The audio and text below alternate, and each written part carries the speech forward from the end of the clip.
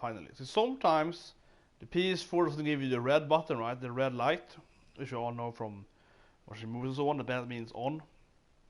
And yeah, at this time it was first gray, and sometimes it goes gray and then nothing. So honestly, from my perspective, I'm not streaming with. You can stream, you know what you can see, kind of in the settings. Or you can stream with just little. But I'm just kind of, you know, playing the game right. I don't really invest that much into it. Just super serious streaming. I mean, I don't even have a camera. Yeah, when I play 15, I have a camera when I play Hearthstone and so on, right? Typical streamer thing. But yeah, so you know, so obviously I played in full screen now, so I can't see the settings and so on when I play the game. And then it gets kind of weird sometimes because it don't actually show you all the time. That's why I'm playing pretty late right now. I had planned to play again probably for like at least 2 more hours today, over what I'm playing right now. But I got into the Hearthstone loop. Um, Hearthstone, usually when I play arena or when like when I wanna turn off the game, I always tell myself that okay, when I wanna like if I'm in the zone, I wanna keep playing. So that's the same as like one more turn, like a Civ game or the game. It's a little similar, but it's more about feeling that you're in the zone right now. So you wanna keep playing, kind of the reverse of being in tilt mode, where you just wanna turn off right away because you're angry or something. Um, so for like 2 hours ago, roughly, I was saying okay, I play 15 instead. Hearthstone is a game I mainly these days just play, all the stuff. But I was doing an arena run, had a pretty good deck. So I wanna keep playing the deck at least, right, until I lose. So it feels pretty good. I feel like I know the deck, I memorize the deck and so on. It seems to be a good time to play. And then of course I ended up winning like, I don't know, 10, 11 games in a row, right? So I won like, so I could set a new deck and then I played. So yeah, so it's like, yeah, oh shit. Suddenly like 2 hours has been spent playing Hearthstone pretty much. However, I have to admit though that when I played the one of the decks, 11 I think, they stopped. Then I was like, I felt I'm sitting in the zone, so I did a new deck and I kept playing with that deck. And that deck they have lost like 5-0 with that deck now. The next deck, so I kept playing that deck as well because I was like, yeah, well I'm in the zone, so let's keep playing this deck as well. Now it's 10 now. I want to play it 1 hour of perhaps 15. So anyway, I'm guessing that actually going in here and talking to Iris will probably actually change the chapter to the next chapter. We might do that. And yeah, hit about this. And have a few quests to do. This was very interesting. We got it now. It might be because we have to kind of get a trigger event of going to the cavern, perhaps. It sounds very interesting. Seems to be more like a boss as well. So I really like that. Like it's called the prince something. Yeah, so that's interesting, very interesting. Like a second form of spiders. Definitely do that as one. There are a few other one of these weird, call it shopping quest lines where you like go have to browse and so on. Not very interesting at all. This one I'm pretty sure you pretty quickly have to kill the kind of the armored enemies, the shells. And oh yeah, this is like a picture. This one you probably do like a second. You teleport down there with the car, teleport back. It's like 2 loaders with pretty much. The other one for release like out in the open. That's because it's very simple. I think I'm probably teleporting down there and then drive up here. Do the other ones. So I'm gonna do that now because I had planned definitely today a plan, but it's coming in my head to go back in, look some more storyline. I'll probably unlock the blockade finally, like 1 or 2 hours of storyline, or at least or like 4 hours for a storyline. We probably get the blockade. I was thinking probably use 1 or 2 hours probably to get the blockade. My guess is that the next story part is gonna be the blockade, so it's like maybe use 1 hour to get that potentially. But I feel now it's actually very late right now, but it's pretty late already right now. I should start the. I definitely should have started, doing this like 2-3 hours earlier today. So I was gonna do some side quests instead. in this part 31 of the playthrough of 15. So here we see this one again. I think it's very interesting. You see this loading screen again, right? And I mentioned that last playthrough. I mentioned that probably 2 or 3 backs, talking about the Titan. This was if you read the book. Actually, if you look at the book, actually, we're going to the sort right now. And I think this is interesting that we're getting this now, because I've never seen this loading screen before in the game until I got Titan pretty much, right? And now I see it again here. So clearly, it's like the chances of getting it probably isn't that low, or like it means it's high, but it's probably as high as any other loading screen. But you have to actually get your first summon to get it. Actually, if you think about it, they're actually going in the right order. So that could actually be a major hint how the game will progress to summons, because it has to be this. But I've noticed that this is very big, right? I mean, probably everyone playing the game started happening for me now. But I've noticed that if you look at that, you had Titan and then Ramo in that order. So you know, think about that, right? That's the same order as we have gained the summons. So I would bet my money on that the next character then is going to be the next one in the order. Still with Shiva, and then the next one of that was like Retreat. And it also makes sense because in the list on the loading screen you also had Bahamut as the last one. Bahamut of course being the typical, you know, strongest summon in the game. It makes sense he would be the last one. And those other 2 ones have been in order, so you can probably tell that, okay, Shiva is going to be the next one. Or Leviathan was the next one. Leviathan was the next one on that loading screen. So very likely Leviathan. Which I have seen some trailers about it in the game. It's one of the few that I have seen in the game actually. Before I played the game, so it's going to be the best probably. That's the only summon I have seen in the game.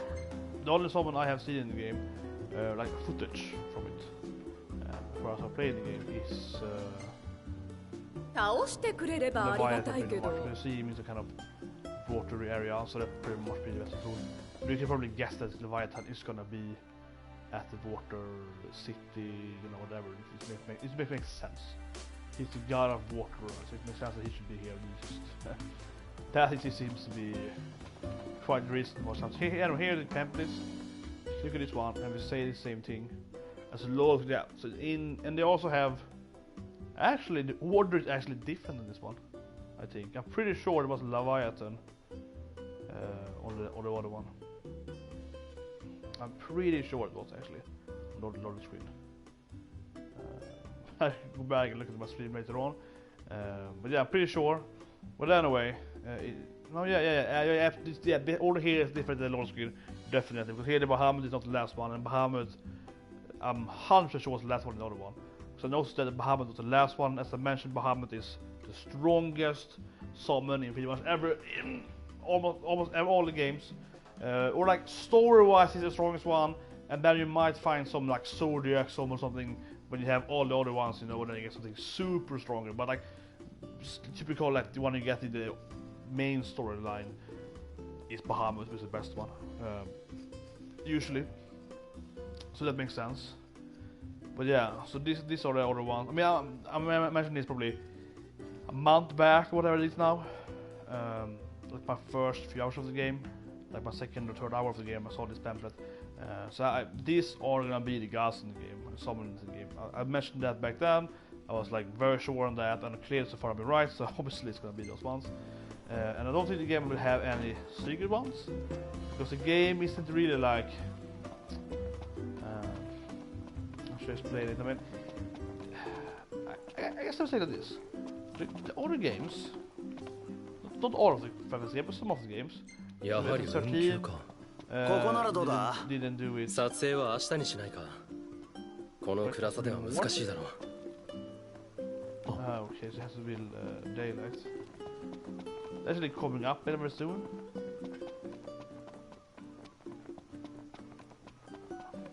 I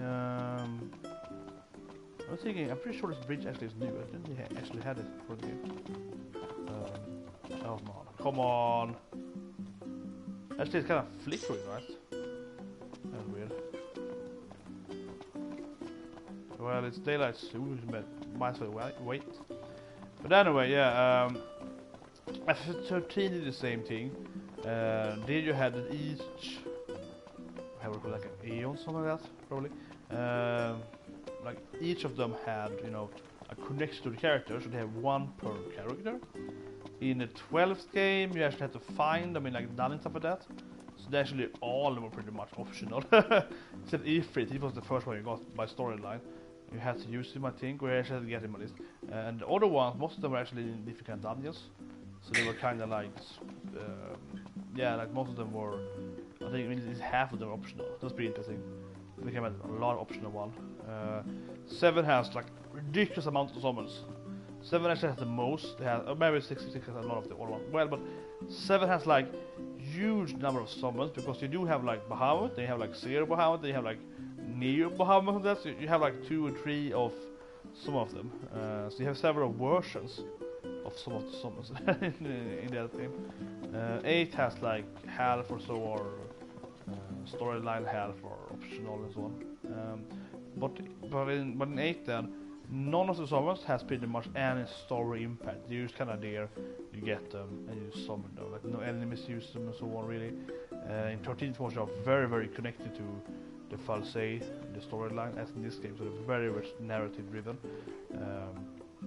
Which makes more sense because they're more godlike beings, right?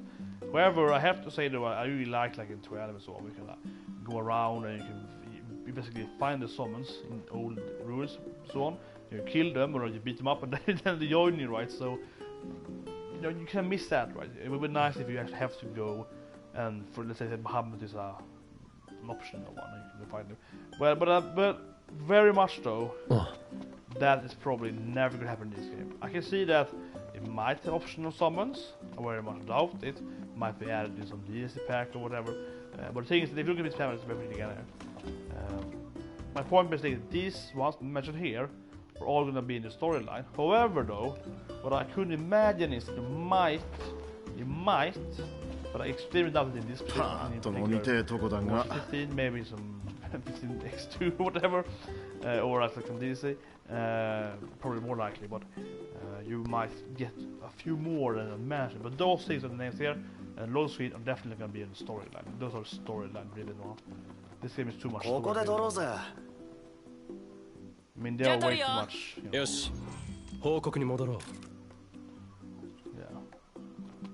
Yeah, I mean, they're way too story driven, right? In this game.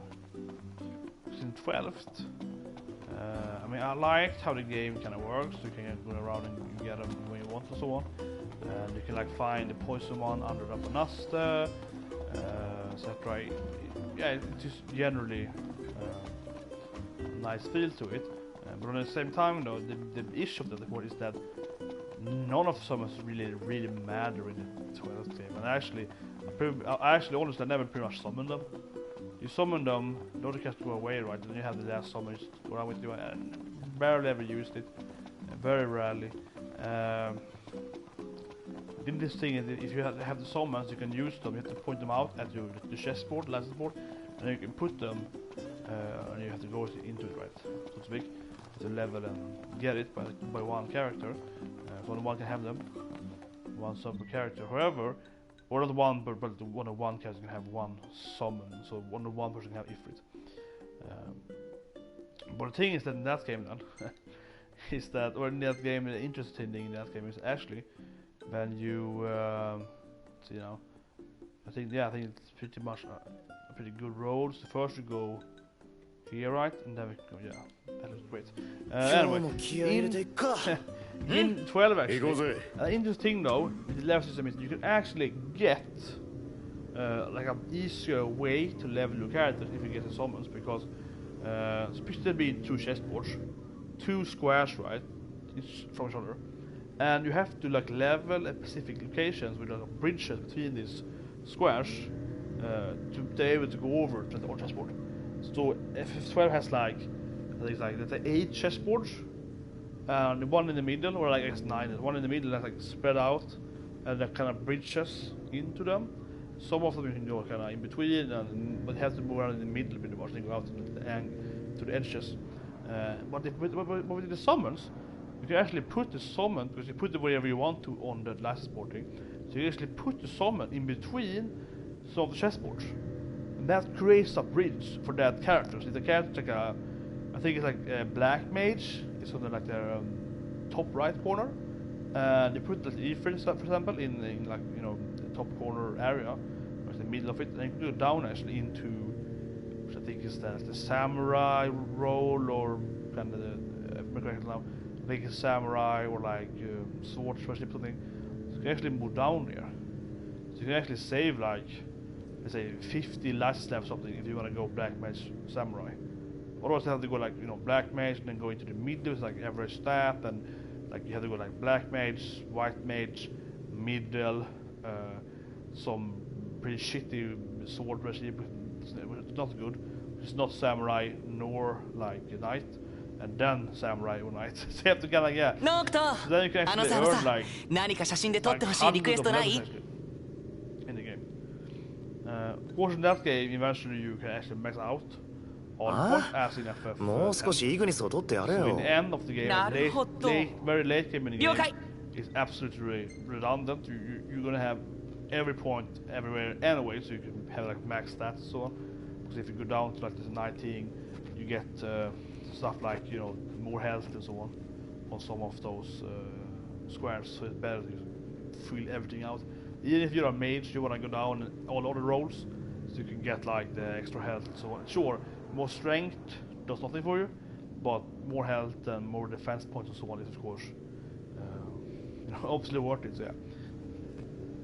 So yeah, it's kind of weird in that game. But yeah, like, you know, I have to say that summons are pretty used in that game. You never use them, but it's still fun gathering them. So yeah, it has ups and downs. Doing like this game and 13 did, where they're much more narrative. In of course 6, you only have Terror had them, so that game as well. In 7 there's to find them everywhere. Now, obviously that's around, is of course the most classic and the best one. But in 7, but in 7 you actually find them pretty much everywhere. They're like materials, so you can get that at like a lot of places. As I mentioned, it's like, I don't know, like let's say 30 plus different summons in 7. Probably has the highest summon. Actually a decent high level than I said 32 first for some reason. They my bad eyesight. Yeah, it's as well, yeah. It's actually surprisingly low then, thinking about it. I know I'm back. よし、あとは届けるだけだね。急いで持って行ってやろう。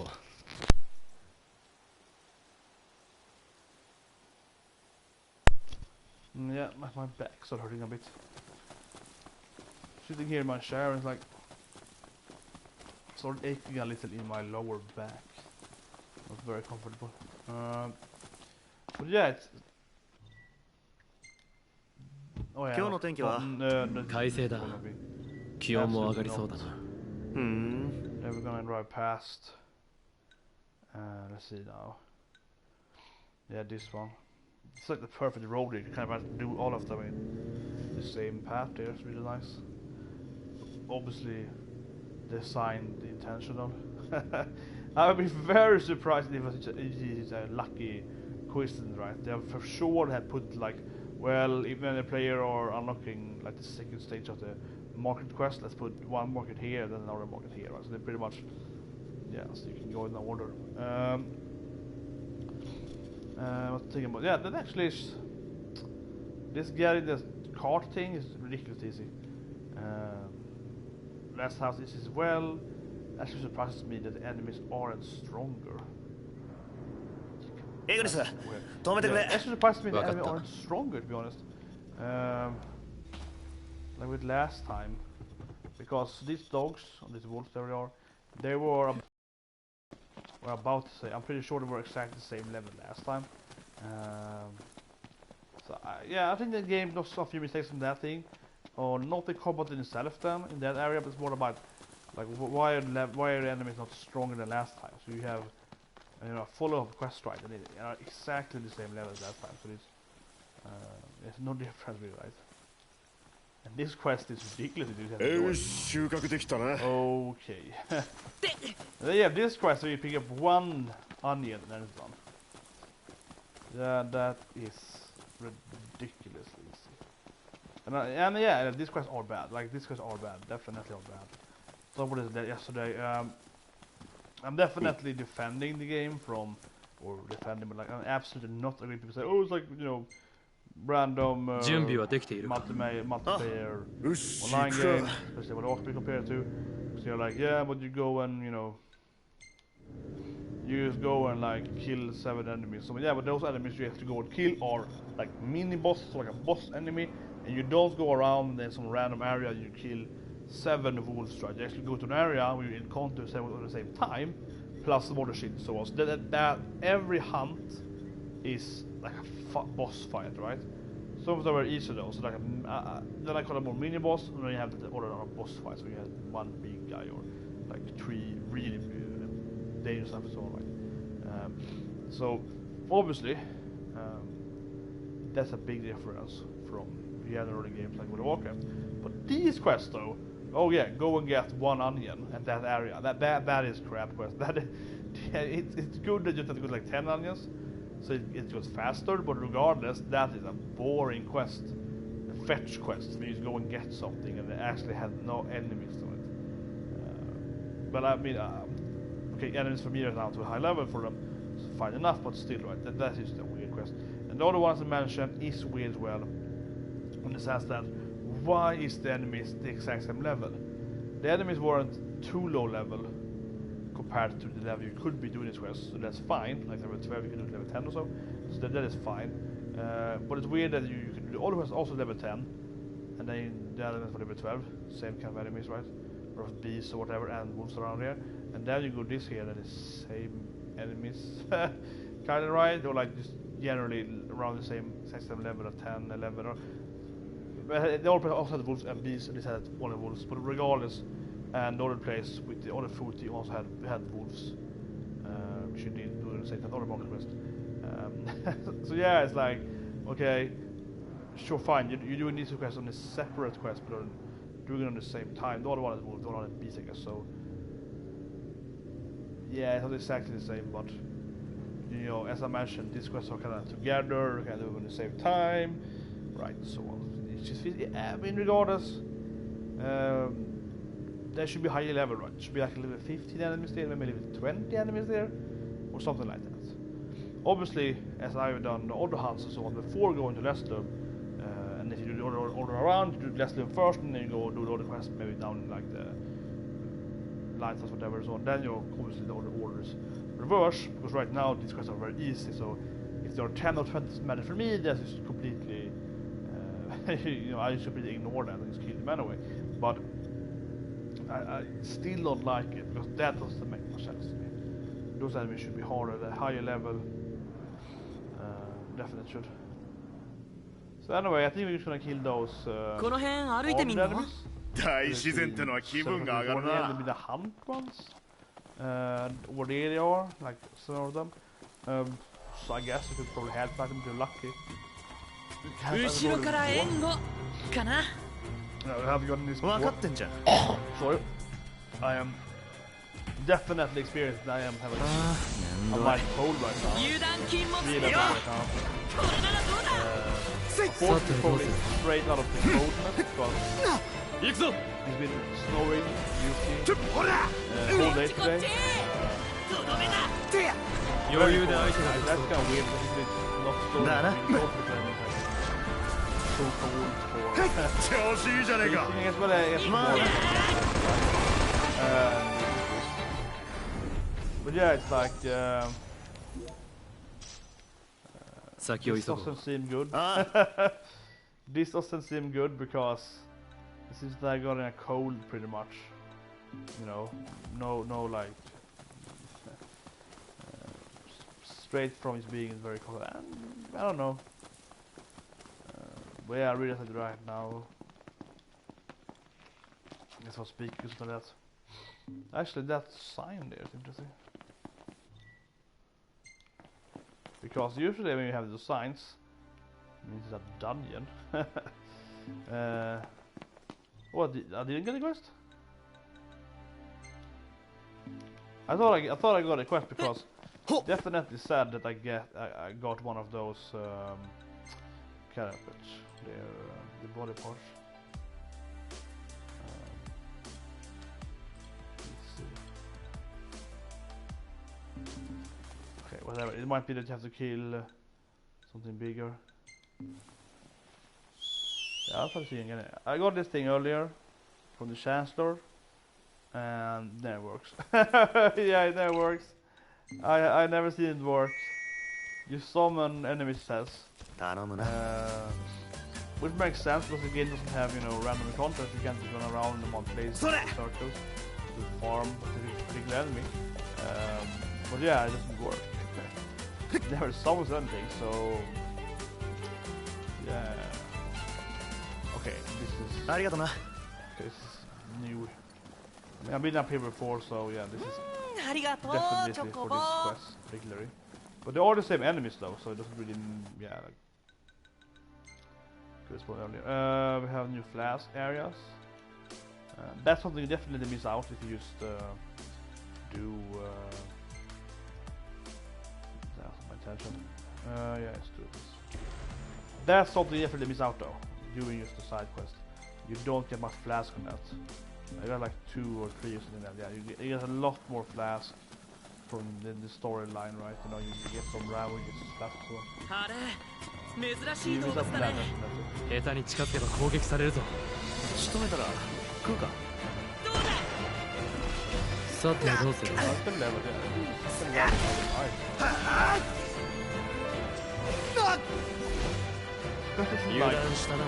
save this, you know, tell them all power with them.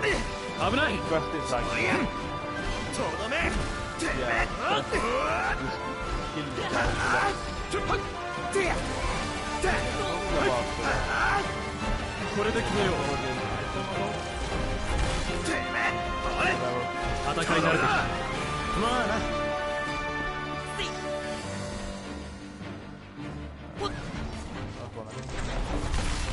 So you like quite a quest right there, everyone. Yeah, do you get it?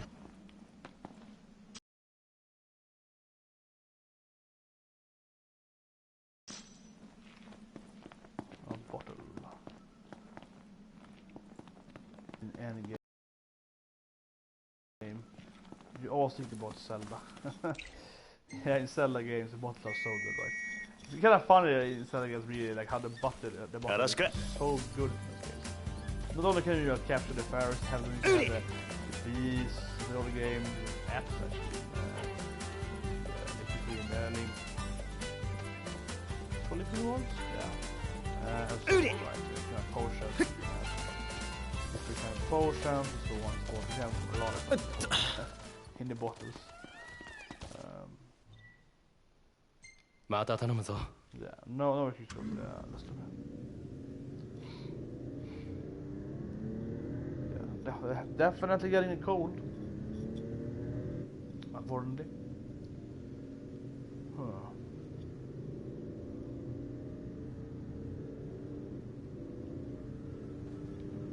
I hope that we're gonna use those rays. ここから見えるレスタルムって良くない？ねえ、写真撮っとこうよ。あ、面白いかもな。だよね。結構いい絵になると思うよ。I'm thinking it's gonna be like a, you know, trophy for this. You do all of these things, and then you get a trophy probably. Like you have to drive past maybe like 10 different spots in the game, and then get a trophy for it probably. ここからどうすんの？ Yep, let's see where we go. There here. この辺で撮ろうぜ。いいね。 Yeah, ここで撮るよ。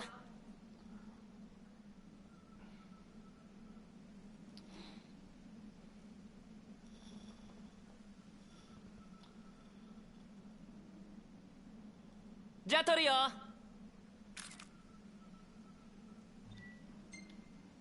おっ。いい感じ。準備はできているか。あ、行こうか。Yeah, so this is gonna complete all the optional quests here. Then of course have the optional quests with the chef from the resort. He wants us to go to the inn.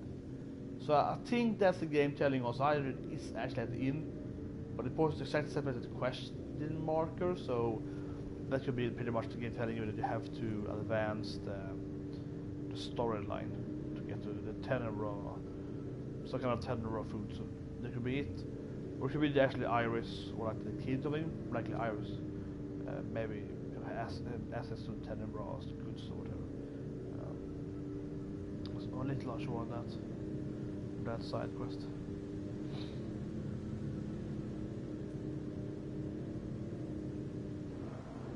Very rushed side. But yeah, I think the game kind of confirms what I was not sure on. It's gonna be like last playthrough, something like that, 2 steps back or whatever. That this area as well, then I guess, is controlled by the Imperial, the Niflheim, right? Because I talked about that, trying to find people and so on, pretty blockade. So yeah, so from the movie then we know that all these refugees are from areas around, and they promise to get them back to them and so on. So I guess that is pretty much that, which I was thinking about earlier as well when I started playing the game. That I guess that we only have the city left pretty much. And yes, Hammerhead is always loyal to us, but this area is probably also, we have the base there, so I guess that also probably conquered, I guess then. Generally, but they don't really care so much about it because it's so close to the other enemies. And details here have, you know, more force and so on, so yeah. So we have nowhere to go really. That's why it's kind of weird. I mean, I think that's how the game will is. Honestly, it's not really good enough explained, kind of, right? And it also kind of makes a little sense then. Because I mentioned it earlier, like, wow, it's kind of weird. Everyone's like, oh yeah, Prince wanna do this for me, except for the chef. That they also, you know, casual with royalty, but they should be even less casual with royalty if they are, you know, living in this like, former controlled part of Kingdom X. Then Kingdom X new rulers there. They should be like, shit, this is a war. I would have been more worried. Not only that's a royalty suddenly in my shop, whatever, but that's a royalty from the previous ruling, dynasty of Rywar. That just makes problems. It means that all the country, or my current ruler is gonna attack him per day, or, you know, or trying to, take back his land. That should make me even more worried. That would be like, shit. 写真は撮れた？ああ、何枚か撮ってきた。That's a little weird. And actually, that is one of the problems the game has, thinking about it. If you ask me. Because obviously, in order to usually you're not playing as a royal, you're playing as some random guy who wants the powers destined to save the planet, but no one cares about you. It's nice, you know, princess, she just has to serve someone, right? So you're the very famous person. You ate you some random kids. So to now to be not very random, but you obviously, yeah, like in 7 as well, you're just some random guy and so on. Like you're. Yeah, 新人カメラマン。よーし、せっかく会えたから仕事を頼もうかな。まあいいけど。じゃあ今回からは神話特集への協力をお願いしよう。わかった。どこ取ってくればいいんだ？テルパの爪痕。神話の時代に避けたと言われるダスカ・クレインを分ける大峡谷。ここを違う角度から1枚ずつ2種類撮ってきてほしい。この特集は君たちが主役だ。迫力のある写真期待してるよ。It's probably in the south. I'm thinking that should be in the southern part of the game. Let's see.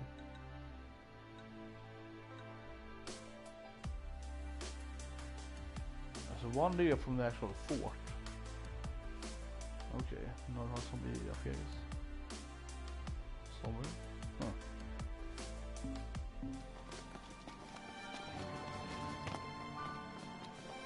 さあノクト出発しよう。熱くなってんな。ま、気持ちはわかるがな。 Yeah, see that I'm gonna guess that this food market quest line is probably gonna go on for a bit, and this weapon maker is definitely gonna be more quest for sure. It's gonna be like, you know, go and kill this dragon, get me dragon scales. And actually about it, the other guys have gained like cheaper items when you help them. So he's probably gonna get other weapons or whatever. 今日はどんな武器が欲しい？また寄ってくれ。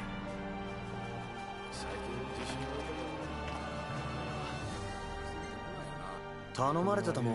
これだよ。ああ、そうだ。忘れないでいてくれたか？よし。これなら武器も増産できそうだ。助かった。ありがとう。また頼むよ。Maybe not necessarily now, but probably later or probably now. Yeah, cheaper items now.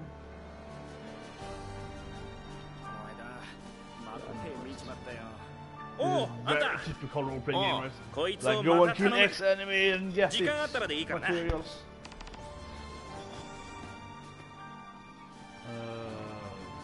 That's Scorpion, I guess. That is probably a Scorpion enemy. Or not. Yeah, I've never tried to quest on him before, yeah. Yeah, fish tail, but yeah, I don't think I ever been quested down here. Probably never used a camp on here either, but I don't know if there are camp. Not a camp on the map, but there are elements of the camp.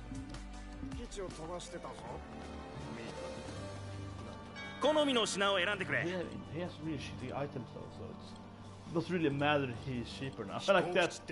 That has no value pretty much. He's cheaper like that. また来いよ。 He's really shitty items.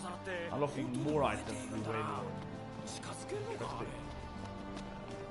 Yeah, he has no good items at all. And I don't even think they were good when he got there the first time. Yeah, like he doesn't have element weapons. No element weapons. I wish that, you know, one thing I actually think about the game. It's a bad UI thing. That why don't it's really right now, but it's very obvious to me when I read it right now. There should be that. Why don't the hunter places in the restaurant have like a marker on them? So you know, why doesn't that thing already has a marker when it has new hunts? Because you don't always know, right? So they could tell you that. Don't talk to me.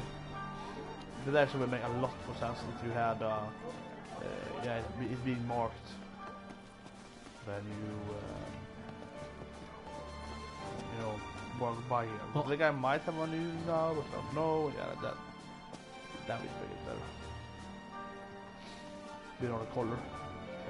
If you have, but if you have a quest, it's a question mark in orange. So why not make that like the fork and knife orange? When they do have new hunts. That would make it a lot easier. I realize now actually after playing it for an hour, but it's very obvious. It's extremely obvious. And I'm very instinctive to check one status of one thing in the game and change the color. It's a very easy operation to do that. That's like, you know, 10 minutes of work pretty much. You have the color. Color, you can set color as the question mark thing, so that is actually very easy. I mean, it should be extremely easy in the game, so do that. Where's this guy? Maybe this guy? 毎度すまないな。助かったよ。うちの野菜好きなだけ味見してっていいぞ。 Cheaper food again. This guy though actually do sell really good stuff. He sells like the best food of the boss. He sells boss food as well. 鮮度抜群、美味しいよ。 He sells like suit tender. He sells, you know, the behemoth, the kuriata, big bull yesterday. So this is actually a good shop to have cheaper. If you can buy this like suit tender and make obviously really good food. So yeah, he actually has a very good. またのご来店よろしく。New quest. It was hard picking up the quest from these guys. 元気でハンターやってるかい？実は仕事があるんだが、収穫ならお手のもんだろ？よろしくな。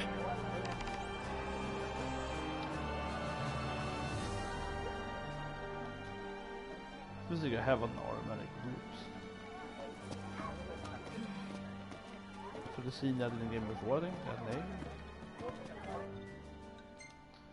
So where's that then? Okay. Yeah, that place. Yeah, I've never been in like in here. We had a few hunts up. Yeah, a few hunts up here. In Jar, like that's a muddy. Yeah, like around here, thing. Right, yeah, it's never been here, I guess. No real way was spread out though. Check that thing. He didn't give me a new quest, right?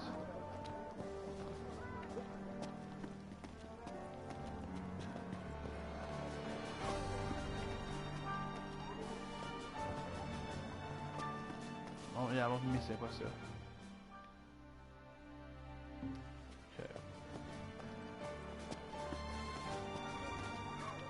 But yeah, that would make the game so much easier when you like drive past.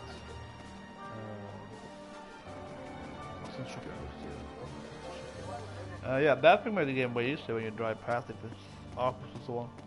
Sometimes I'm wondering, you know, if they have, and of course on the map you could see it, if they have new hunts or like if they have hunts you haven't done. It has to be new to be able to.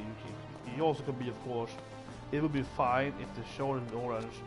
Even if you can't do the hunts, like it's locked by your rank. So you still know that the cap gonna go there later on, so you can have it in your mind what to do and so on. Yeah, it's very obvious. Like I said, I did think about it before actually, but no one realized that. It's like, wow, why is that not in the game? I was like, wow, that would make it way easier. Just way easier. Yeah, if I can drive to where we can keep close to it. These things are pretty close though. At least on this one. Kinda want to teleport because it's nice as well. Do you have parking? I guess you can go to this way. And this one. Oh, that is weird in games sometimes because I went from that way. I went from, you know,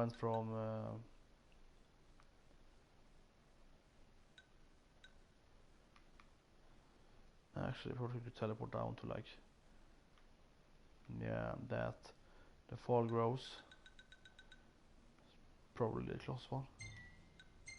Because I didn't press that way, I pressed the quest way instead of pressing parking way or map point way, or I had map point setting that you can't teleport.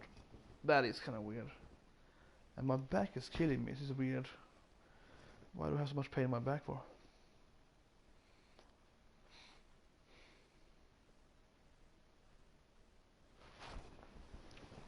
Try to like sit some different ways to ease the back pain.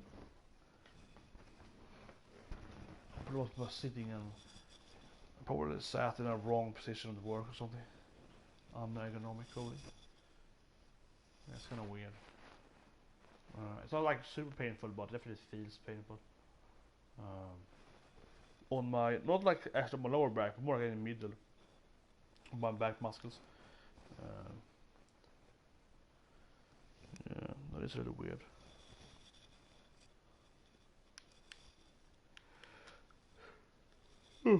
Oh, sorry. It's getting late now. If I started playing the game 2 or 3 hours earlier as I planned to do, then I would have kept doing the storyline for a bit. Because these quests are pointless pretty much. Yeah, but these are the worst quests in the game, absolutely.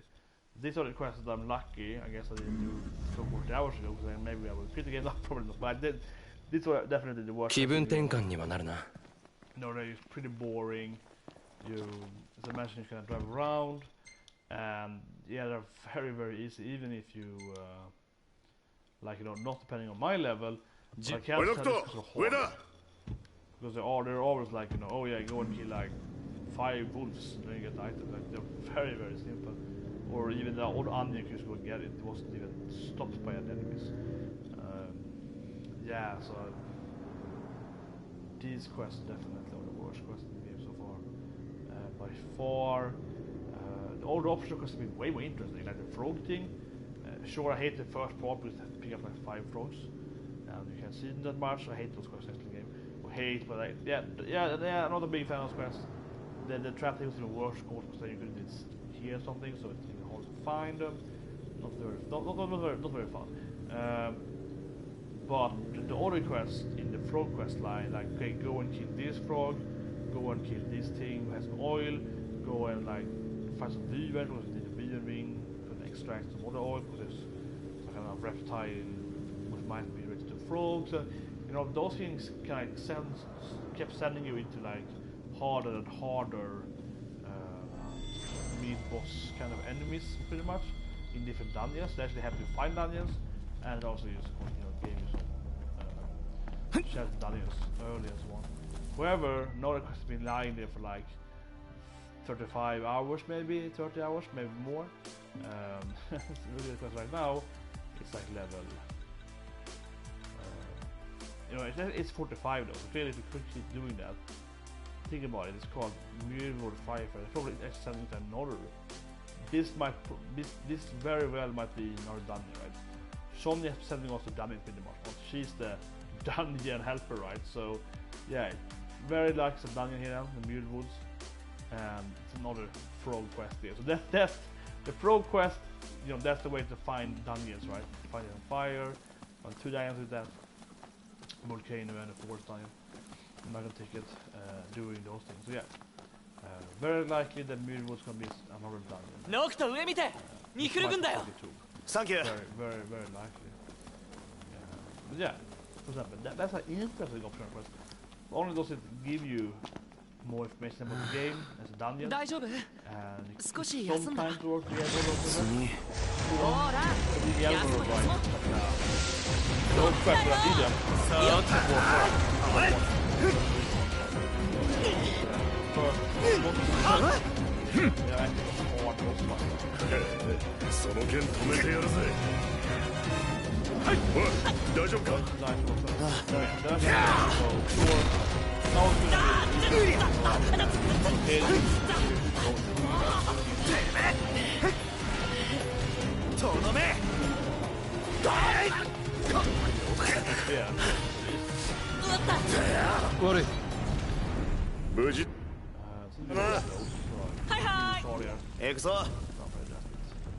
Well, yeah, like those good. The dog tags, they're kind of meh.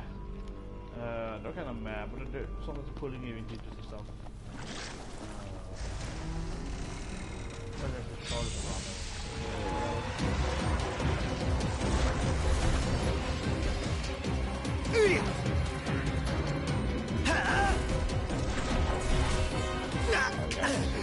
It used to be, you know, horrible to say, but it used to be a net that was worth maxing. Red flags that was really hard to get out.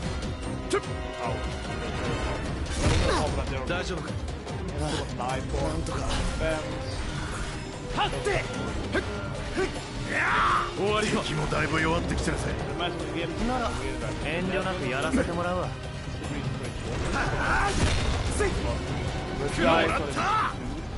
But most enemies around like level 50 or 40 so on. So for that bull was like 55 maybe. That bull that probably had less life than a giant. Or this bull has very low life for being 55. Yeah. Kinda weird. I'm pretty sure the quest pointed. Okay, no, that's that thing. Or maybe I marked that thing. Well, that's probably the cars. The car wanted to go, I guess, but anyway, yeah, like getting after car didn't really matter, has around the 4th anyway, so or we could shoot the ball. Yeah, we have the route. Oh yeah, my back is seriously killing me, so I'm probably gonna do this quest. I have to turn off the stream. Yeah,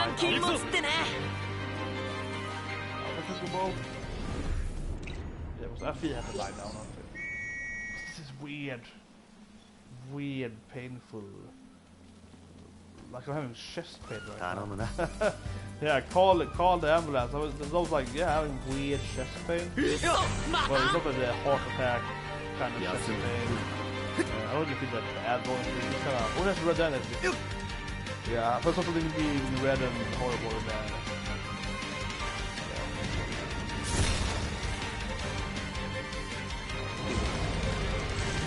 Yeah, he's full man. Well, I see us full man. So compared to the booty, okay? Look at this defense, that's really high defense. Down easily. That's a charge. Wow, very life points. And a lot of life points. Very lower level than Blue Color. Yeah, hard level. I think most demons do, however, are harder. Right? Most demon enemies are definitely harder. Sure. Hey, go back! Yeah, I'm glad that you like 5 times more people. Nice, Gladio! The guy, guess who's dying now because he's gonna want to die. Number of times more. I'm very used to people. Now it's more like a super hard random enemy. I mean hard in relation to random encounter. I still like it though. I think it's a really good part of the game. But they just fight these guys. Some big things like, wow, this is spawning at you. It's really a tremendous random encounter. Don't just kill his enemy and, you know, pass on. He's a high level now. This is most games, or every game, better having few hard fights instead of a lot of non-minor, really fights. It's boring. The Pokemon gets that there's a lot. Instead of having like 10 pages in a row with 2 Pokemon. Instead of having 10 pages with 2 Pokemon. Or have like 2 free trainers. 6 Pokemon training. They're first root, but in general, it will be way better. They will make it can't see the game world, and like, that would be better having 2 trainer fighters. Because there's a lot of them, and yeah, like, one of them. You won't have like 1 Pokemon. Must really have that you have love of the monster. For example, I think a lot of game has a lot of like having a lot of enemies. Nice, Gladio!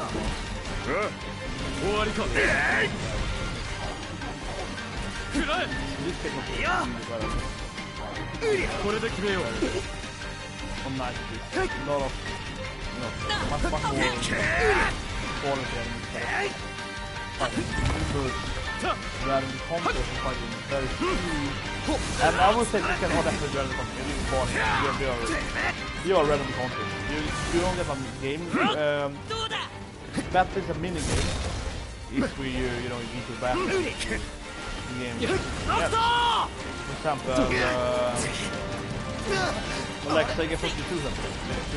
In that game, even if you see the enemies on the map, or on the map you see them on the screen and you go around. When you into the enemy, the game is something else like the game is a mini game. The battles are all the part of the game, right? Outside or inside, I guess, of your normal game, right? For example, we're in let's say episode 7 and then you control it. So even if Sega 2 that has actually see that into the screen, so you don't random control, you still get that in a minigame. So and you even have that in the Tales game, you also get on Tales game, you see that into the screen, you into the enemy, and then see real time switch real-time game world into real-time game machine only mini-game. A lot of people think that, because it's not, that being real-time animatic, it was always this game, then or fought in the same world, in the same game world. So that's what this game doesn't match a lot of Israel, for example, because that's only order Final Fantasy game also do that. That's the only order for Fantasy game, you also have saw the enemies on the screen and you think the same thing. So please, you say that they are actually the same thing at all. You really see the enemies in the team, you look at randomly content, you leave and put in the game with it. However, this game is really nice. Actually has content like that. But they're already in the same game. These people are making content. The spawn at the random, same with the materials. Really all content. Random content is not turning from back to your own game world. Very interesting enough, right? This game is totally famous for being so little Final Fantasy because yeah, this. People are gonna say, oh, you have random content. But the meaning with that is that the game is part in the same game. Not actually, because random content is not finding that it's all part. You can definitely catch random enemies. But you're not fighting them, say that you're not fighting them. That is really different from older that is a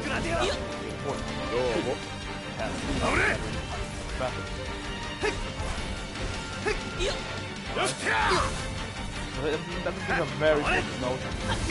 Fortunately, people will see this in the lifetime. That's why we get games or whatever. Big thing as well. This game actually does have random content.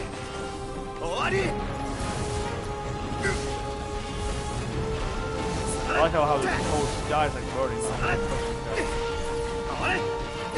Yeah, I mean the game has a content.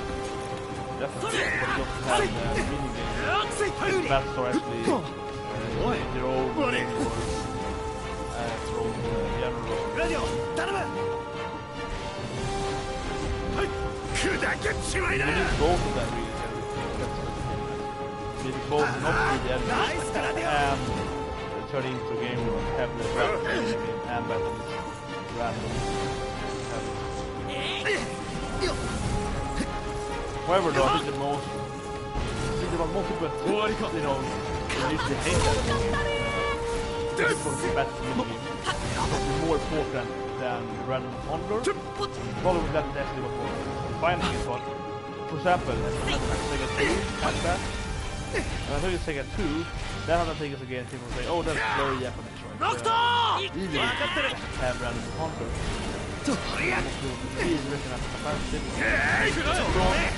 Then you turn into the problem. I think that's actually the game finish. We recognize Japanese opening and more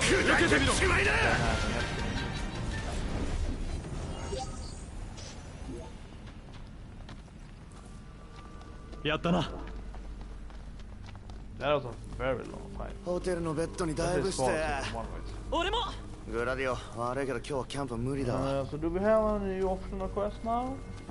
Yeah, we have the photos and we have something more. Bow suddenly. The coward. My car should be just around the corner, I believe. And there it is. ああ、朝日。夜が明けちまったな。結局ずっと移動してたな。マジか。きついわ。That's kind of weird how they can't like. That is really weird in the game. It's kind of funny, but yeah, it's definitely weird like how the AI can't like pass around your car, like it's in the way like there, so they can't like just kind of work around it. They just stand there instead. So that one is done. This one is not done, and this one is not done. And let's see now. This one is Yeah, that one is. Yeah, they're very close to each other. Let's do with this one first. But yeah, like I think that's actually a very important thing to know, right? That what people used to think about Japanese role playing games comes to the battles, it's not the random counter actually. It's the mini game thing that the battle takes place in another game world. You know, detached from the general exploration game world, right? Because I think most people will find the other, like mainly Swedish, but also other games then, but especially Swedish games from like Super Nintendo, PlayStation 1, PlayStation 2, and so on. That's very Japanese, right? Even if it don't have actually random encounters at all. Even all enemies are on the screen beforehand, like in the exploration world, right? But this game, that NFF12, is only 2 fantasy game, who has the main series. They're ignoring the massive multiplayer like 15, 14 and so on, 11. That has, right, you see the enemies, you actually can attack the enemies.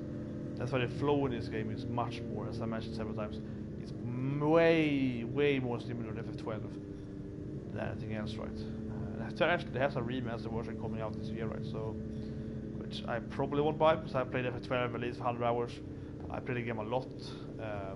I got everything in that game. That game has, you know, trophies and achievements actually. Talked about this in, I don't know, some of my Japanese streams that were talking about like American Story. American Story is pretty much the first game that I know of ever that has actual like achievements. So Matsuno, the guy that did American Story NF12 then of course, and NFT, he's pretty much the guy that kind of invented the whole achievement trophy kind of system pretty much in American Story. And FF12 has a lot as well, where you get a lot of different achievements and so on in the game. And it's much more interesting in the game. You actually have like a room in that game where you go in and have like this decals and like metal statues, stuff like that. We have killed different stuff in the game and unlock stuff for you and so on. So that game had a very advanced achievement system way before you know, like just PS2, right? So there was way before the PS3 and so on existed. They had like they had a trophies and so on in the actual console, right? That game had in-game achievements.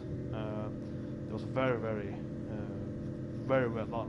Very Stories I mentioned had it even earlier than, for the same developer though, so yeah, same person. So they had like 10 years before that even.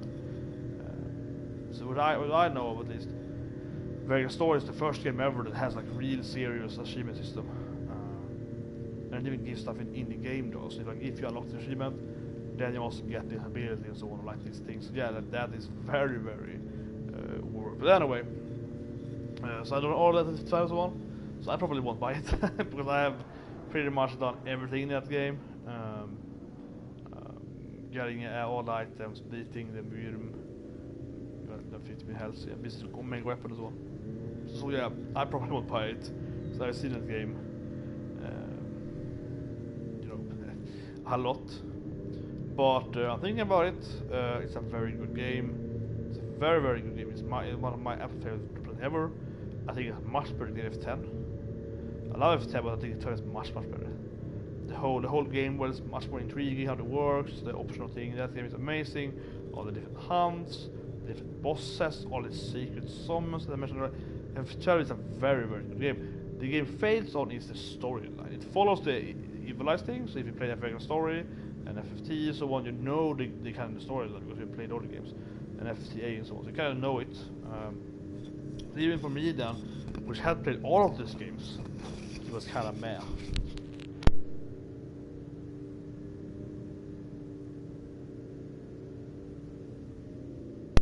So even for me, who have played, sure, I played FFT like twice or more. I played American Story like 5 or 6 times. It's my favorite game. It's my favorite game to PlayStation 1. Pretty much, that is Sega 2. So I played that game like at least 5-6 times. So I know the Evilized game world, right? So I kind of like the storyline generally in FF12.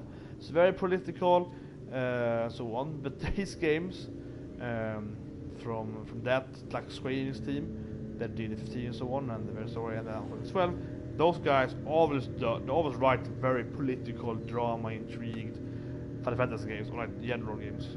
So no surprise on that. Absolutely no surprise. And I actually really liked Ash. I think what the game fails on is the characters-ish kind of. Because Ash is a great character, But then you have like, I like Baltir, I like Bash, I kinda don't even like Fran even. Like the Varja, Vran, whatever you call it, the race, something is, you know, you're like bunny elves, right? And they're pretty much all footas, I guess, because you're all females. So they're probably all hermaphrodites, I suppose. And so on. So they're very like, attractive, and so on. And of course you like them, especially playing a teenage kid, because you're like, yes, they're super hot. But her character is kind of like, yeah, it's okay. It's kind of, you know, cold and so on. It's an okay character. Which has pretty much no character development. She's kind of like, yeah. She's okay. But I do like Baltir, and I love Ash. Ash is one of my absolute favorite characters in this game. Very, very strong female character. And she's pretty much a main character. She's like the female main character. Fran is the main character.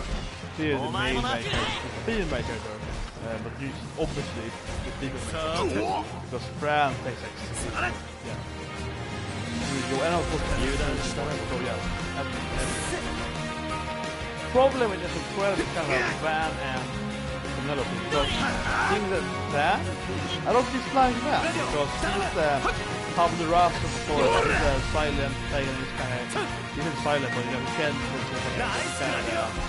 the unwritten character that you as a player are supposed to identify as, and you're with him, and you're kind of following this amazing princess. She's the main character, she's the, you know, the protagonist. And you were just kind of there for the ride, so I actually kind of like the tough. You're playing Van, and you're following Ash and Bash pretty much, doing saving the world, and Baltir is kind of helping them for reason. Yeah, so you kind of, you know, with them, right, as a character. A lot of books does that when you're kind of have this other character that's very much more, you know, magnificent, right? And the character you are reading the book from the perspective is some random song, kind of following this. Noct は敵を奇襲し、隙をつく。それを合図に全員で一気に攻めるぞ。Very, I would say very common, but pretty common way to do it. And I would say overall it's pretty good. Yeah, it's pretty good. The problem with the game then lies in that, I mean, before my game, the problem that lies in the game is that Penelope she is also that. That is like, huh? No, that makes no sense as well. It really makes no sense. Hopefully it's going to be a little storyline that makes no sense at all. So you have one character that's like, you know, yeah, that's the like the identification character for the player. And then you have a female character that is the same thing. So I guess you can identify gender. I mean, you know what I mean, right? It kind of feels like you can use a character, where you either can like create a character like Van or and either one of them in the same game. But your role is to be kind of new this character and learn about the world while trying to have Ash, you know, that is your role. So actually that has the storyline rather than killing and so on. So he has the storyline very, very like backstory line. The audience on the actual gameplay, but backstory undeveloped. Yeah, so you have two characters just like that. That makes like no sense at all, actually. I think that's the weakest point of the game by far, that you could easily remove either Van or Penelope. And then you could be like, well, I'm playing as, you know, the one that's left, right? So you could pretty much say, I got it, item was supposed to. Yeah. Because you could pretty much play as either of those two characters, either as the female or male, right, Tabula Rasa, and that would be the same thing. That is kind of the problem with the game, like where you have a customization system then, where you can like pick your gender or so on in the game, and then you can just be identifying as that character that you made to look like you or whatever, right, and then you play the game. Because I like Ash a lot, like really a lot. I think Ash is a wonderful character. And so you're playing the game, and you're just kind of, you know, just like she's the protagonist, right? これ囲まれたらヤバそうだぜ。泣き言言うなよ。 You were just kind of 俺だってやるときはやるよ。 and that is actually fine for me. But why do you have two characters? Like, why do you have two characters? That is kind of different, right? It's kind of weird game because you have Van, he wants to be a pirate, so he wants to join Baltir and Bash. Or say Bash and Baltir and Van, war pirates.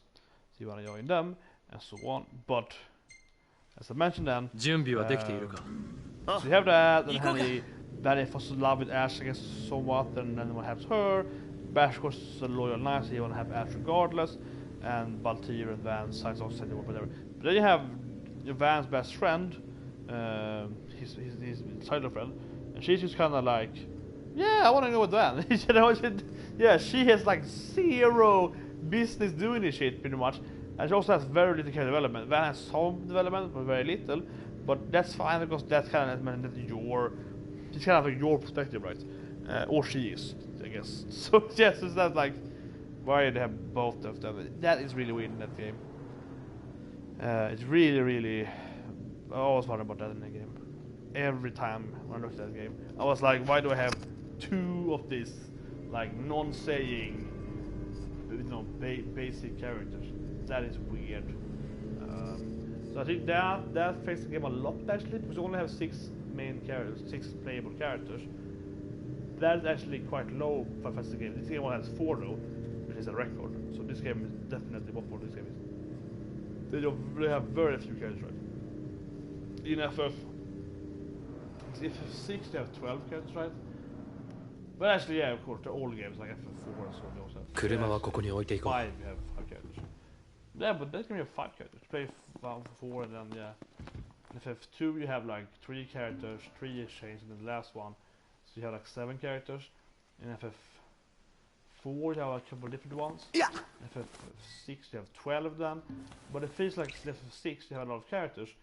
So in FF7 you have, what's it like? You have Cloud, Barrett, Tifa, Red, Catsit, Vincent. You have Red. You have Yuki for using 8, right? No, actually, 俺が指示を出す 短く頼む。 あと難しいやつ勘弁。 You have the last one of the game is split into 3 groups, right? You have to have 6, 9 in total. The thing is that you don't match. So it's 9. Then 8th game you have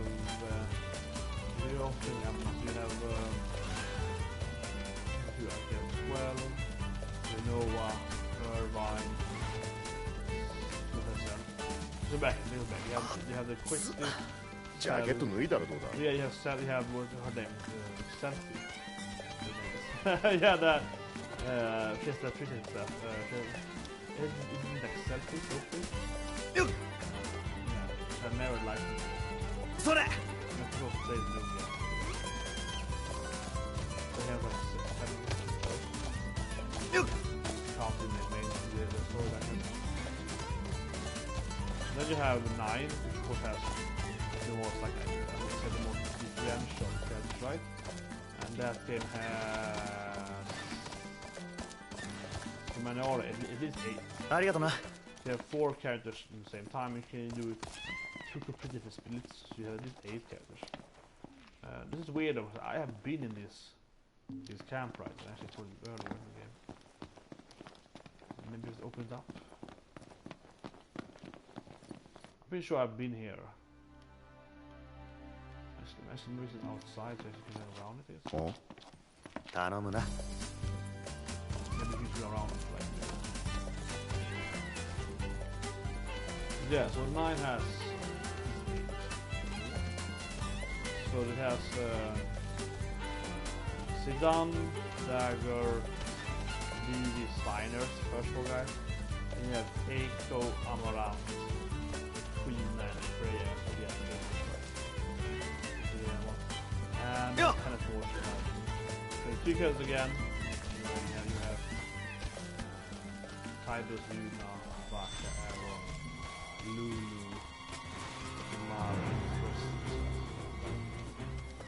You usually have, as a man order, at least. ロクと上見てリクル軍だよ Thank you. You have the main team, right? So the main team has 6 characters, or like 2 characters, whatever. Then you have that times 2 with very common, so you can have 2 within the split size. You have this again.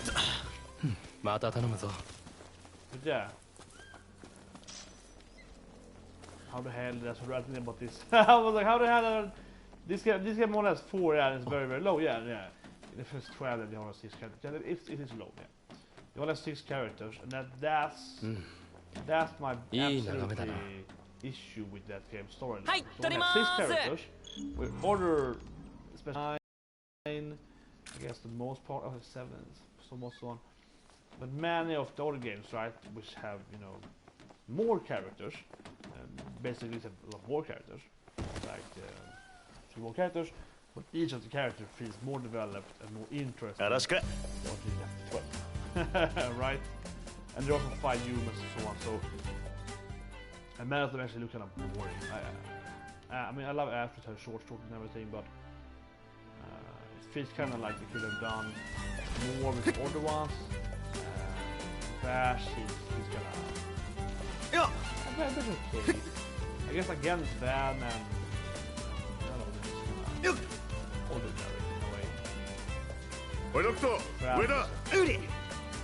Fran is more about deciding for a race and running. Almost the one is kind of like you know what they are. It's more about designing the kind of functions more than how she. Multi actually really like his stylish character. But yeah, definitely very important that. And like this game is definitely 12 as well. The main storyline is kind of like, yeah, you know, some kind of empire. They're very similar. I mean, unfortunately, also an evil empire in the fantasy games is very, very common. But yeah, as in that game, you kind of have this, evil empire that already actually is very similar to this game. Because you have the kind that you only have one to the left. You only have instead of Insomnia. So you have because like an older fantasy game, for example FF8 or so, 4. The empire that game has, you know, a lot of power, but they haven't really conquered the planet. In this game, they pretty much have conquered everything in the city. So 12, so it's very, very like limited how much your side has, right? And FF7 is more like those evil corporation more than Empire has power, but they don't really control like everything in the world. They kind of just are very corrupt and, you know, have hands everywhere. They do control other parts of the world, but they don't feel like they have this kind of omni power. But yeah, kind of like they're trying to have it, but it's more like they're an empire almost having the planet because they're kind of everywhere, but not really super control everywhere. In 8, you actually have nothing at all like that. In 8, you have actually Edna trying to win an empire. So in that game, you actually don't have it for the second for Arbor. And in 9th, of course, you actually have several different countries that are the lost content and so on. So that else in 10 actually is probably the storyline that's most different about it from any other fantasy game. Because 10 you is like, oh, there's a god, they come and kill everyone every 10th year. There's no empire, there's no like, you know. Yeah, 10 is actually very different about it. Storyline in other games. But yeah, 12 has the empire and so on. But it's very political. More than that, the whole judges and that thing, yeah.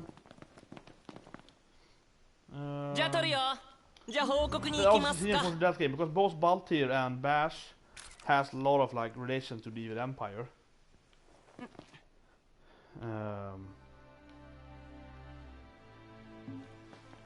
Like they have a lot of, I don't want to spoil the game, but they have some relation to that. Well, I think it's kind of clear. Pretty much very clear that the Baltir has, I think he and Fran, I think they are pretty much from the empire. Like piracy.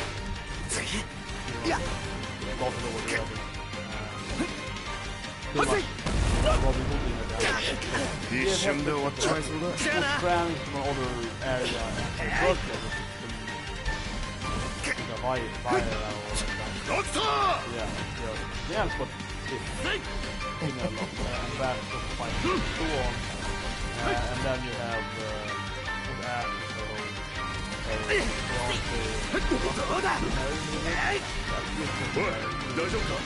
Empire. They have looked at the Empire. 結構やばいかも。That's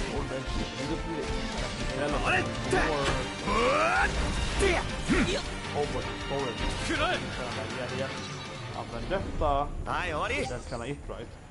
And that might sound a little, I guess, plain for me. But the other characters have, all have their issues right with the Empire, the evil guys, and then it kind of, you know, the more you, and the more you play the game, the more you learn, right?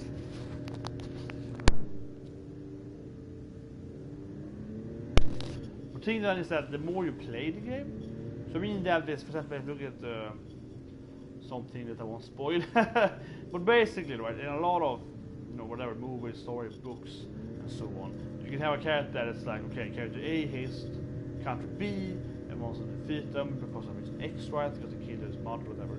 But then you also kind of maybe learn more stuff, like, and also this backstory reveals that his father is actually also the leader of his country or whatever. So you kind of, you know, you further develop the character's background story and also kind of the interlooping story during the story, like, oh, that's my brother and so on, right? For example, I think all again, like Second 3, right? We find that Duran, of course, he wants to defeat the Dragon Empire, or the Dragon Empire and Dragon Imperium, because they're attacking a city with this magic guy. It's called Koran, right? The evil magician that attacks the village and so on. And of course, his father was defeated by them earlier with him and the king. But then they learned that his father is actually the Black Knight, right, in the game. It's very, you know, they love Star Wars. It's weird, right? And you know, the very Darth Vader character is actually your father. Yeah. Not a big spoiler, I would say. It's kind of obvious. It's very obvious in the game, but anyway, so he is your father, and then of course you develop more hatred for them, and also you want to kind of save your father because he's a kind of, you know, husk of a soul. So if you defeat him, you can actually like send him to heaven or something. Right? So you get more motivation, even more, and not say that he needed motivation, but you get more of it, and then you kind of, you know, you feel more, you know, emotional investment to the character when you're doing it and so on. And FF12 then does that pretty well actually with some of the characters. But again then with Van, he starts just like, okay, I hate them to kill my brother and they are attacking my country and I'm pretty much in love with this princess. Because why wouldn't you be? She's super hot, right? So on, and super awesome. So yeah, like she's hot, awesome, intelligent, she's badass, kind of tomboyish, better princess. Actually I love her there. Like she's not only do I like her design, her character is really good, like her looks, her personality is very, very good. But she also fights like freaking awesome. Like she fights with, you know, like Excalibur is her weapon. She's like a knight. While Bash is a tanky character more, I can use some swords and so on. Or they can learn what they want, but like if you play the game kind of how the game was played, something. Ash is actually the highest damage dealer in the game. She's like a really badass warrior princess. I love that with Ash. She's very, very, you know, in your face of the enemy and so on. She's the front figure of kind of the DPS character and so on. I actually made Van later in the game to with the samurai build with Masum and like Genji gloves and so on. He does insane DPS, much more than her though. But she hits way harder. He's faster, so his DPS higher with a battle on him. Like I have constant battle on him, and then he does like 8 attacks per attack then.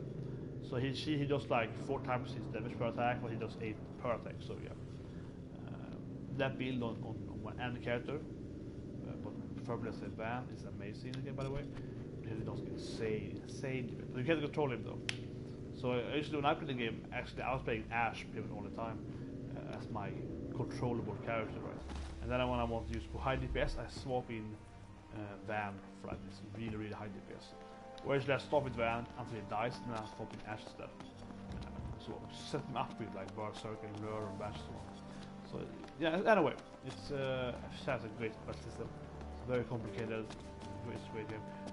in every regard pretty much, except that, as I mentioned again, that Van is like, yeah, okay, you know, you hate the Empire, you kill your brother, yeah, fine, and yes, I mentioned that he's in love with Ash pretty much, right? Because any sane man would be. Probably one of my epic favorites. I mean, I love all the themes in 13. Vanille, Fang, and Lightning. Otherwise, he probably is my number one actually. おかえり。迫力のある写真は撮れた？こんな感じのでいいか？ Achievements, actually. That was nice image. That's it. But yeah. So it all makes sense in Milan. So his motivation is lacking.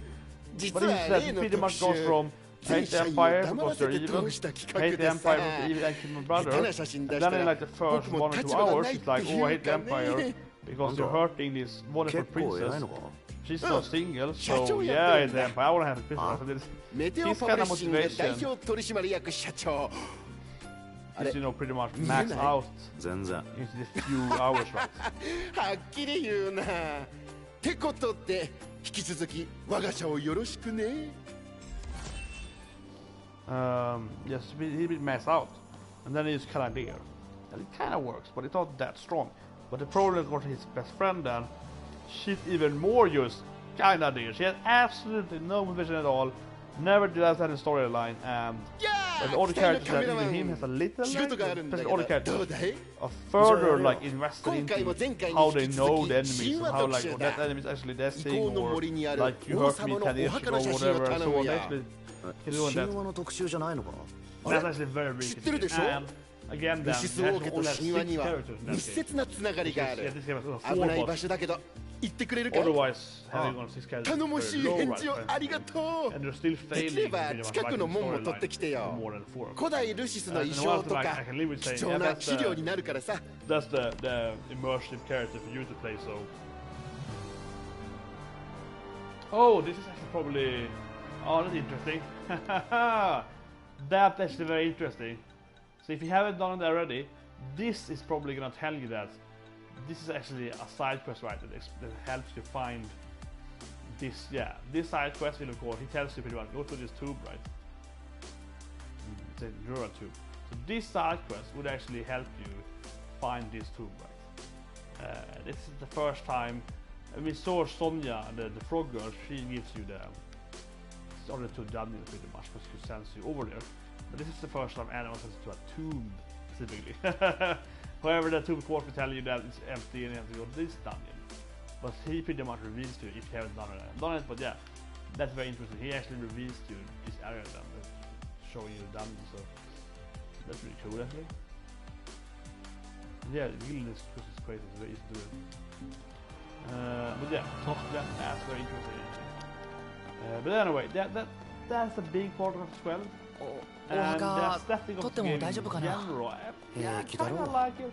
But I think that I played FFTA, for example, for like 100 hours before the game was released. So I was already known to also the Fran race, the Fran, but also this kind of the how is it? I played them. Kind of this kind of doggy listen to them, kind of weird brownish guys that are like big, hulky, with long faces. That are some kind of weird race, very muscular race. They, you know, are basically you add more in the game. In FFTA, you actually play them a lot with good characters in the game. But yeah, they see them a lot. You see them in the game world more in 12 when you play them. I know they have this white magician-based race, they're very intelligent.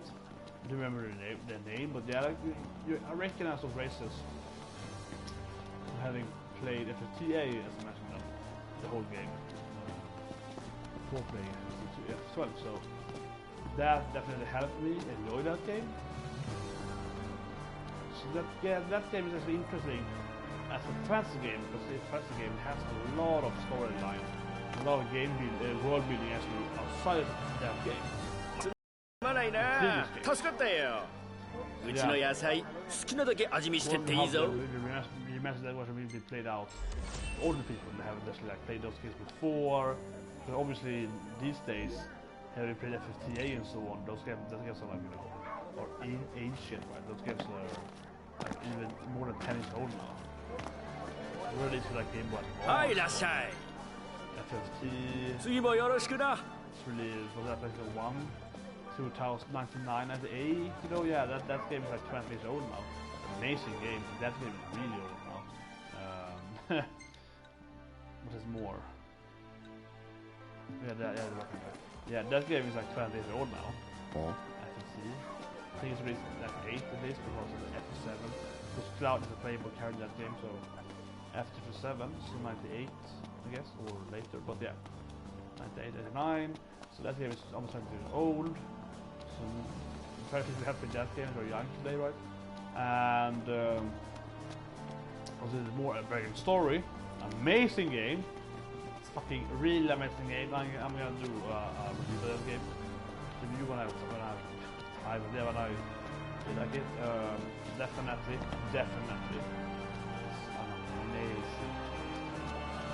They really do that. No, they about the solo man, yeah. But the thing is that the story is a hidden game really because. Kinda is, but it was released so late in the PlayStation era's lifetime, so pretty much everybody played it, but it actually got like 40 commits and so on. So it's a pretty recognized game. It's been spotlighted on like first site of Wikipedia and so on. So there has been quite a lot of years, so not very hidden in that stance, but still kind of hidden outside. But anyway, great game, and also builds up kind of the whole more gothic and more dark features. So it's kind of more. It's darker, the world, yeah, that game was more a shit world. Things like the second world is fantastic, and it is control and so on. It is now like a very fun, adventurous, fantastic world, right?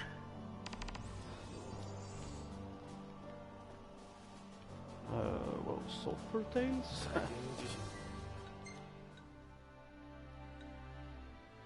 Yes, over there. Not Scorpion.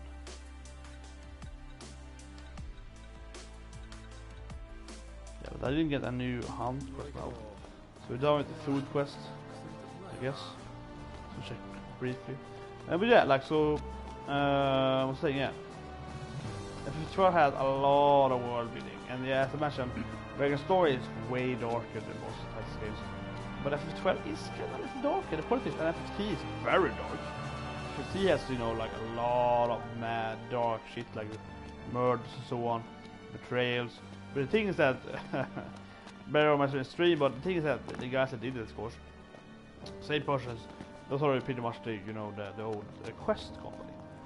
So you had this company, it's called Quest, right? And that company did Ogre Battle and the Ogre one, pretty much almost created a whole, like isometric square board tactical games. We had Forbidden 1 as well, so one Fire Emblem, but yeah. They were pretty much the first doing it, a good game of that. And those guys, Ogre Battle is a very interesting game as well. It's a very, very good game. What can I say then? Well, I'll say first two times. But the thing is that they had really, really dark storylines already back in like Ogre Battle. And also multi-endings and yeah. It's a really good game overall. But the thing is that, like, Saint Ogre had like rapes. You had characters like, you had this like a fire shaman in the game. You had a shaman per element, and the fire shaman, she got like gang raped and commit suicides in the game if you don't like recruit her. Like you have to recruit people by different kind of your alignments. So you have, depending on you, if you're lawful, chaotic, or neutral. And you can recruit someone. If you're chaotic, you can recruit the fire shaman at a particular point in the storyline. If you fail to do that, you can later go there, like in order pathway to go there. Then you get to her kind of fortress off an island, and you get to later on that in the game if you're playing chaotic. And then you can hear that she like committed suicide by jumping off the tower after getting gang raped by the army of the enemies. Stuff like that is in the game. Like canon in the game, right? Because very rarely do they want to have like, you know, sexual abuse so on in anything, right? Because it's so, I was so afraid of, you know. So that game has that kind of thing, a lot of that. Like, her is probably the worst, but you can read this, and you can read pretty much something else. Of course, I played the game also kind of fan translation from Japanese, like 20 years back, something like that. So it might be, being exaggerated, it might be exactly what happens, but I think pretty much exactly what happens. She's dead, of course. Another fact, she's dead, and you know that she was murdered or brutalized by the enemy armies. So that is absolutely 100% of that. But I'm pretty sure that the game does say that she's gang raped or something. And then in the late portion of the game, it's kind of like lowered down, like sexually abused, maybe perhaps, because they have released the game again, right, in some kind of remix version over the years, and I could imagine that being censored down. That was like, what? And the game has a lot of that, as I mentioned. Hers is the worst case, but you could go in and read like every character's kind of the bios, and you can read about some of the older ones in the Battlezone.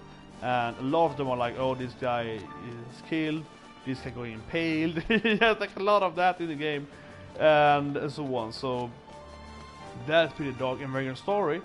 I was putting it too much. I'm gonna do some review about the game one day, I suppose, hopefully. But yeah, the very story, as I mentioned, is kind of like the game where it's like, well, the game is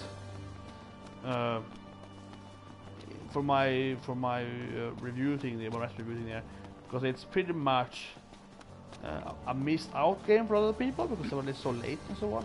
But at the same time, it does have gained a lot of like cult following and so on. So yeah, it's not that important to talk about, I feel, compared to like Sega 2, which I feel is a game that no one has played at all. It's like I'm the only person having this cult for this game pretty much, right? It feels more important to talk about it. But yeah, but anyway, the story, you're pretty much playing this assassin, it does your memory. And the game is a lot of mindfucking in you because you're like, whatever, I spoiled it. Partially the game is about that you are seeing these memories that you're kind of iffy about your memory with your family, like your wife and your son, or I think it's your son and your wife. But then later in the game, you kind of learn that, which is very confusing and it's kind of like in the open, so you can read how you want as a player, I suppose. But it's kind of shown that you actually weren't with your family, because you have these kind of memories like, oh, this guy has killed my wife and like they raped my wife and killed my son, I'm gonna get back at them, pretty much, right? But then you actually learn out in the game further on that no, that's like implemented memories into you, or like some magic shit, or it's kind of like, left a little exactly how he has made it by purpose. So you can imagine as a player then how much you wanted, that they were fake and you actually were the one murdering these two people, and the other guy was some random guy that you killed afterwards or whatever, and they like gave him these memories to you or something, so you would feel that you should now fight the other guys that you actually were part of before because you murdered these people, right? Because you were evil or something. So it's like this game has some weird stuff, a lot of weird stuff, and the game is very dark in how all enemies are. Obviously the graphic and so on is this is a one and a person one, but you have like the guy that like cuts himself so he can like summon the armor kind of thing, like he like started bleeding, there's like a blood ritual thing, someone paying the soul. Sydney, the evil guy in the game, his whole look with kind of his sister hand, kind of very, I always felt Sydney was a very kind of intimidating and kind of scary enemy. Any game really, like the graphics didn't make him justice. I would say like if the game was made today, he would look way better. It was probably way more sexualized because things that Sydney, as it could get at 9, is a very like feminine and used character, so you can kind of, and also of course the name Sydney is both female and male. And also you play as Ashley, the main character, which of course in the past was a male name, and today it's like a very very feminine name.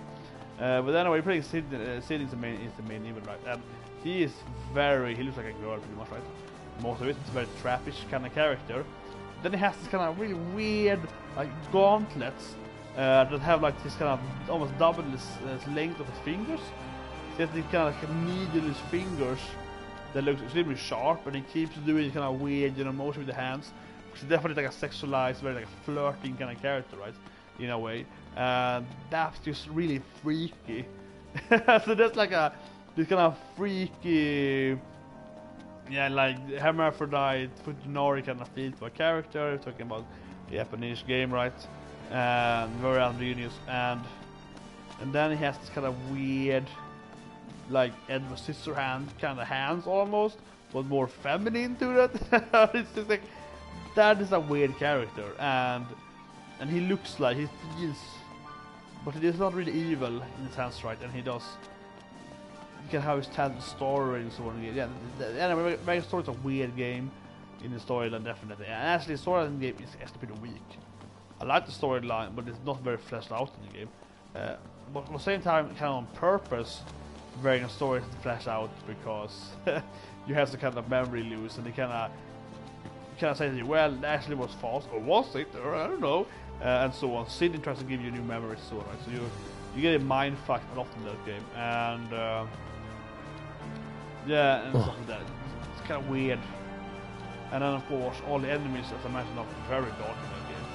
And they even have like the typical horror enemies, like you know, dead children, living dolls, pure evil elements. Like the game has a lot of weird shit. Really has. The game is a lot darker than most Swedish games, definitely. And that is the base of the Evil Eyes, you know, the FF12 storyline.